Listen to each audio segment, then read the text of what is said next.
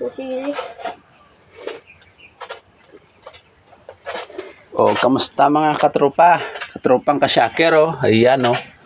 Ang taba, oh. Ang laking igat. Yan. Nakahuli kami ng palos. Yan, nasa 1 kilo. Sabi, ang laki, oh. Yan. Ngayon lang yan, mga katropa. Alas 4 ng madaling araw. Manghuli sana kami ng karpa. Kaya lang, konti yung karpa. Hindi namin nahuli kasi medyo malalim yung tubig.